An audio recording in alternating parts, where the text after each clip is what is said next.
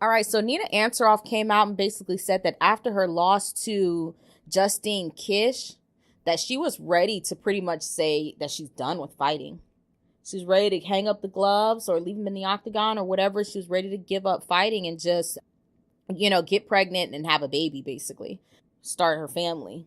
I was pretty shocked to hear that. It wasn't that many losses that she had, so it was kind of shocking, but I think that I was never sold on Nina Ansaroff necessarily because I did only see the losses. I can't say that she's somebody that I followed, but I did only see the losses, and then she won one, and then I saw the fight with Angela Hill. That was a great fight. I turned my head a little bit. I said, dang, that was a really good fight.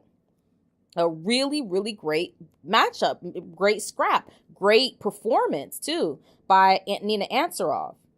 So I said, okay, cool. Pretty good fight.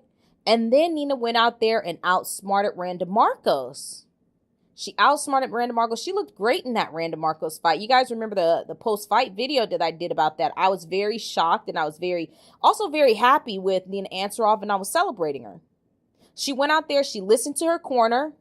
She made the adjustment. That's a fight. You have to make the adjustment. She went out there and made the adjustments that she needed to make because Randa Marcos was looking real good and crisp in that first round. If I can remember the fight right, I remember Randa Marcos looking really, really good. And then she listened to her corner. I think it was just Amanda Nunes in her corner. But she trains out of ATT as well. So maybe it was another ATT person. But she really did look good. And I kind of got back on not on the train necessarily, but I got back interested in Nina Ansaroff. I feel like, she was doing things basically. She was being really successful in the octagon, and I was looking forward to her next matchup for the most part.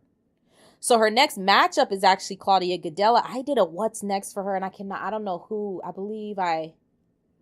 I can't remember who I even slated her to fight, but I wanted her to fight somebody. This was a while ago, though.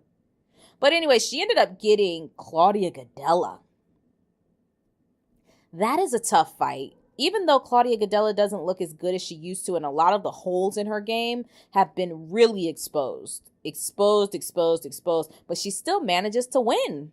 She only recently she lost to Andrade. That was about it. So this is a tough matchup for Nina Ansaroff. And I hope, right before this fight, it kind of doesn't seem right that she's talking about wanting to retire. Right now, she needs to be thinking about, I hope that she's thinking about the game plans, thinking about being in it, thinking about a little bit more longevity, because I do think that she has a few more fights in her. I really do think she has a few more fights in her. She still looks sharp. She really does still look sharp. So I'd like to see Nina Ansaroff in the octagon for a few more years. I think she's got quite a bit more fight left in her. It's kind of sad to hear that she was ready to give up after that Justine Kish loss, but these are the fighters when they pull back the curtain and let you know what's really going on. Like Francis Ngannou saying that he was scared of getting tired.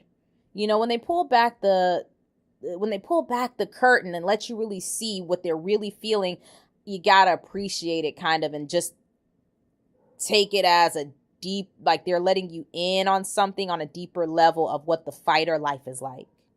What the fighter life is really like. So, wow, she was ready to give it up. She decided not to. She strung together 3 wins in a row, and now she is going up against Claudia Gadelha. This is a test, a big-time test, because Claudia Gadelha is number 3 in the world.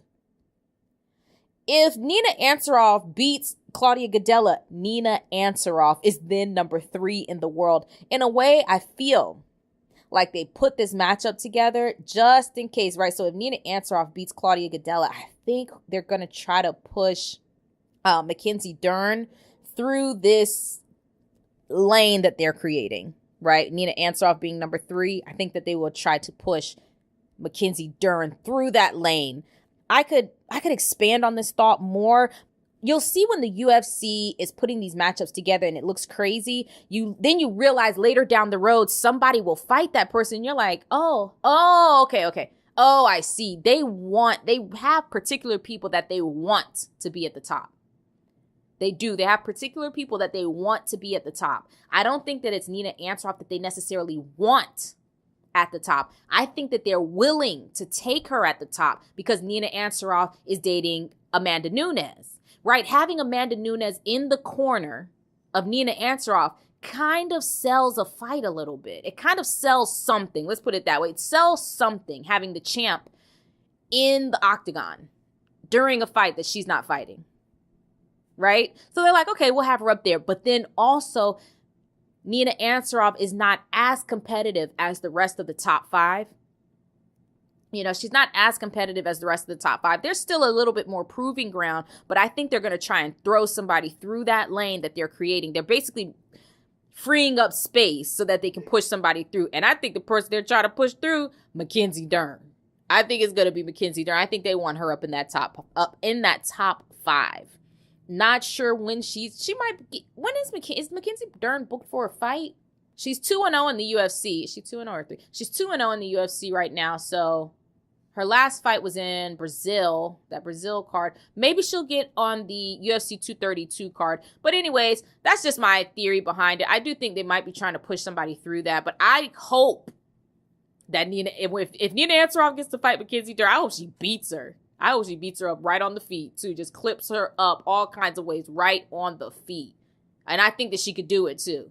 Anyways, guys, that's my thoughts about Nina Ansaroff kind of wanting to give it up after that Justine Kish loss. I'm glad that she didn't. I'm happy to be seeing her and continue to see her in the octagon getting all these wins. She's shocking the hell out of me, I'll tell you that. Anyways, guys, hit that like button, hit the subscribe button, leave your thoughts in the comment section.